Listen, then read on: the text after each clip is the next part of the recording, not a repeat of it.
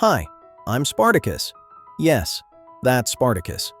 The guy everyone keeps shouting about in movies. To be honest, I never expected to become a legend. I mostly just wanted a quiet life where nobody owned me, yelled at me, or tried to stab me for entertainment. But Rome had other plans. So, let me explain. I was born in Thrace, lots of hills, lots of wind. Great place for growing strong calves and a mild attitude problem. Rome showed up one day and said, "Congratulations, you work for us now." Long story short, I ended up enslaved and sent to a gladiator school in Capua. Imagine the world's strictest gym, but you don't get to leave. The trainers yell in Latin, and your performance review happens in front of 50,000 screaming people. Fun. We trained every day, sword swings, shield drills, and lots of motivational speeches like, "Fight well or else." Very inspiring. But we gladiators had a secret skill. We talked, quietly, about freedom, about escaping, about not being a full-time human pincushion anymore. And one day, opportunity knocked. We answered, with kitchen knives, not ideal, but we were working with what we had. About 70 of us broke out. We grabbed whatever we could carry and ran into the countryside like the world's angriest hiking club. And then something incredible happened. People started joining us, former slaves, farm workers, shepherds, basically anybody Rome had annoyed, which was a lot of people. Suddenly, I was the leader.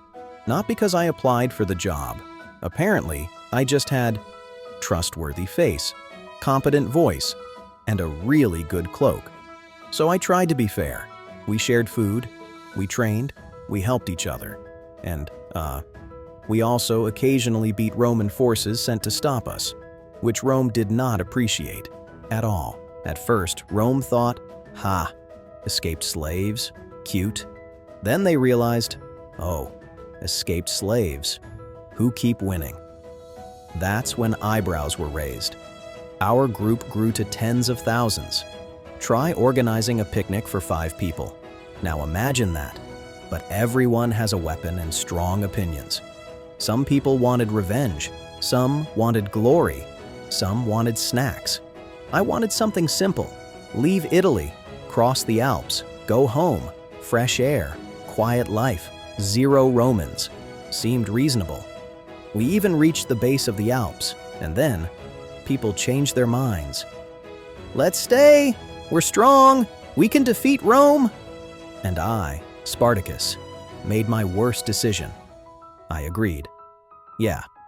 Turns out Rome has slightly more soldiers than we did. Who knew? Rome finally sent a very serious person. Marcus Licinius Crassus. Rich, powerful, not a fan of rebellions. He organized his troops. He blocked our escape routes.